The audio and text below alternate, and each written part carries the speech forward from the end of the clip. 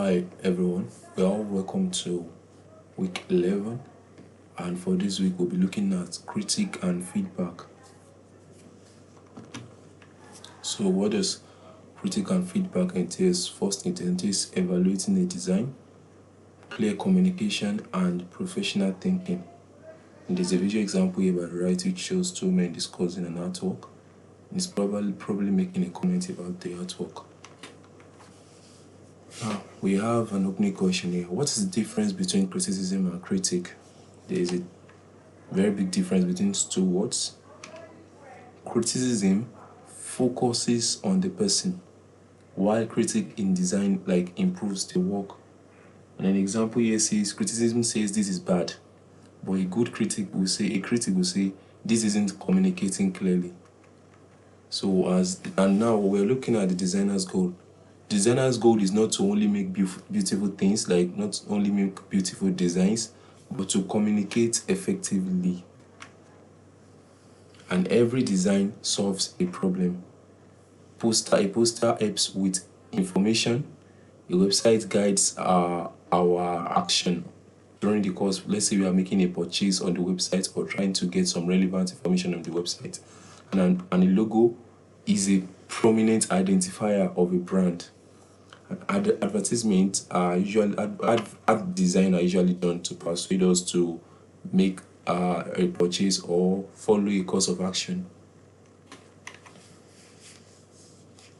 Here it says great designers welcome feedback, because feedback reveals blind spots. There comes a time in your design work career where you probably do a great work, but you will not notice some errors due to some personal bias in the design. But when you have feedback, it reveals the blind spots, like some hidden errors in that design that you may not have seen before.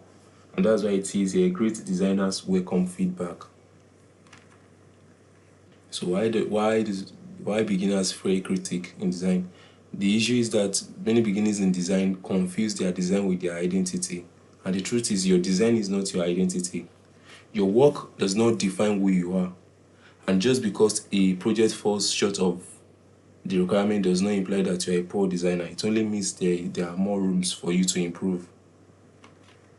So why feedback accelerates growth? The truth is, it's not possible that you will see every hidden flaw in your design. But when you have a fresher, another perspective, it can reveal hidden errors in your design. And professional designers revise constantly. Many of the good designs that we see out there, they are usually the product and result of many iterations, many revisions that have been done until a final design is presented. So how do we evaluate design? The first thing is to start with a goal. We should ask, what is this design trying to do? What do I aim to achieve with this design? And you should not be asking, do I like it? The better question is, does this design accomplish its purpose? It's not all about you. When you design for a brand and organization, it's not about you. It's about whether that design accomplishes its purpose.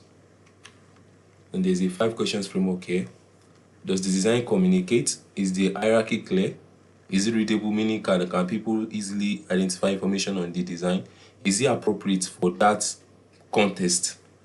And is it memorable? There's a visual example here by the right, which is a movie poster. It says Merchant of Death. There are 2 men in the background, and one is holding a gun. And as we can see here, this easily communicates to us that this is a movie poster with a clear title, Merchant of Death, and the names of the two men are at the top, and the Sony logo at the top here. So we should evaluate function before style. We should ask, as designers, we should ask, does this design work? Not that, does it look cool? You should ask, does this design work for this particular purpose? Then you can ask that, does it look cool? Meaning functionality over style. The design should serve a purpose. It should serve the intended purpose.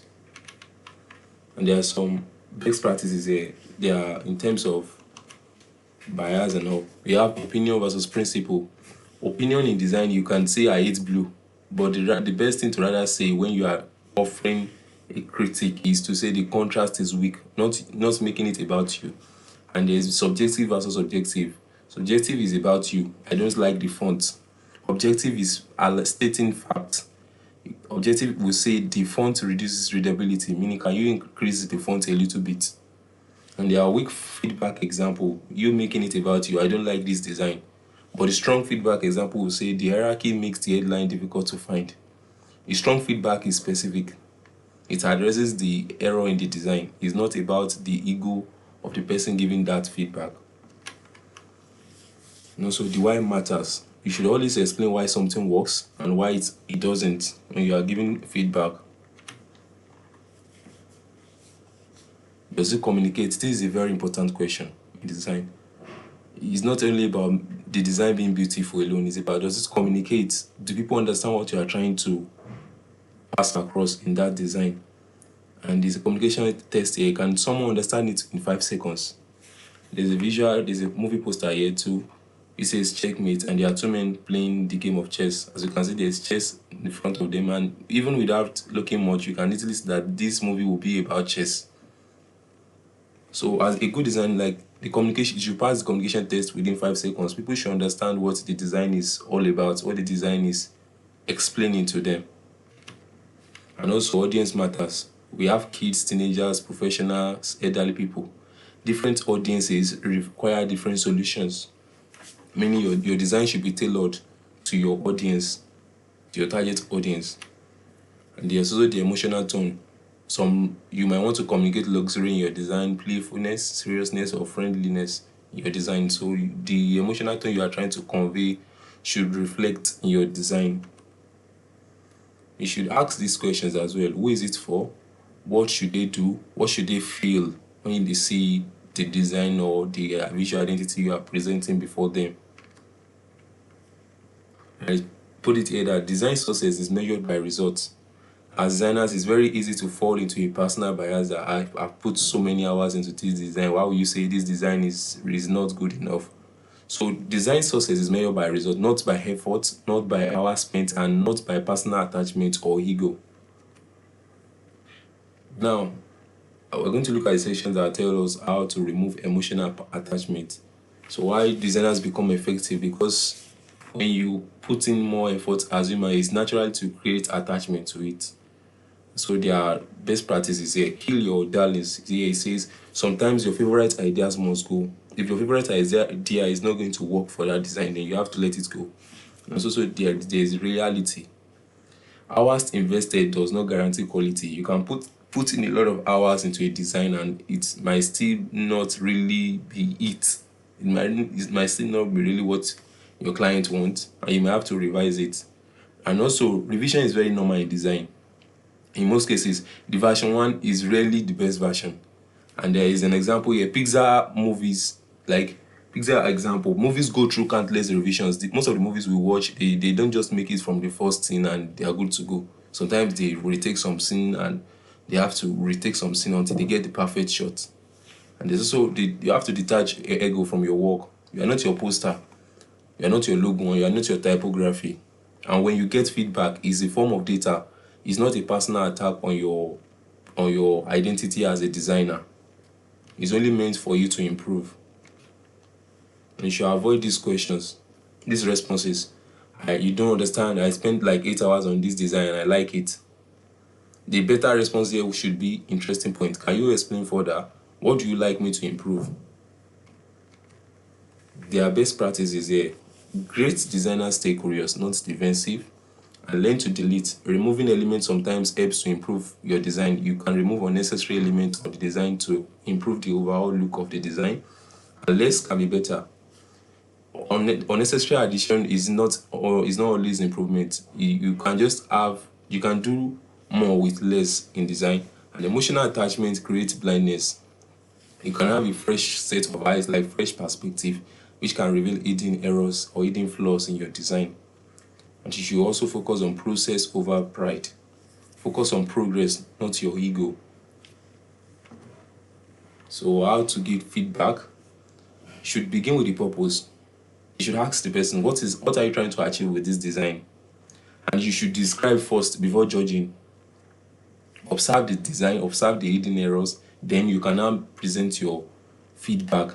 You should use evidence, not preferences. You that you are giving the feedback, you will not be using your own preference. Use something that is objective, that is based on factual, that's based on fact. And there is a structure for feedback. What works, what doesn't, why, suggestions. You should avoid absolute. This is terrible. No, that's a wrong example of a feedback. You should rather say this could communicate better if so so so and so is added to this. And the feedback formula here says, I think this design is not looking good because the font is out of place. That's an example of a good feedback. And as you that you are offering the feedback, you have to be honest and respectful during the process of giving your feedback so that you won't sound rude. You should critique the work, not the person.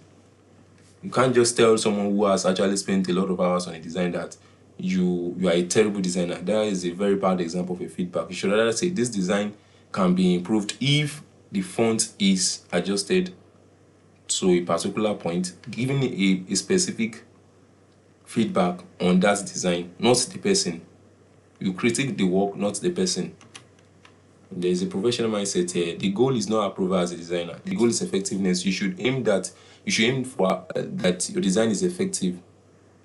And there's a process here that you can go through during your feedback process. You design, you get the feedback, you improve, and the cycle continues. And normally, growth requires humility. To really grow in any career, in this case, design career, requires an element of humility. You have to be asked to accept that you won't always be right on some things, and you should be open to gaining other perspective. And there's a last point here that says ego slows learning and curiosity accelerates it. And for this week, we are going to choose one design which we've created earlier in this course. Critique it objectively by answering, does it communicate clearly? What works well? What will you improve? Present your analysis visually by showing the before and after versions of the design, highlighting the changes you made and why.